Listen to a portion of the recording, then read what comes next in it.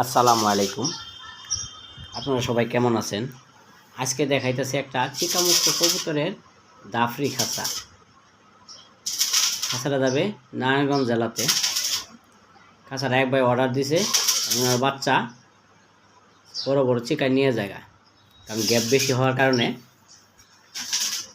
বাচ্চা উঠায় রাখতে পারে না। এই জন্য উনি নিখুঁত করে একটা দাফরি বানাইতেছে, ভিতরে আড্ডা দিবে, ডিম বাচ্চা করাবে আর কি। দামি যে কবুতরগুলি এগুলির খাঁচাটা নাট ফিটিং সিস্টেম করে বানানো হইতেছে এবং সম্পূর্ণ খাঁচাটায় 8 নাম্বার বেলজিয়াম তার দিয়ে তৈরি করা হইতেছে।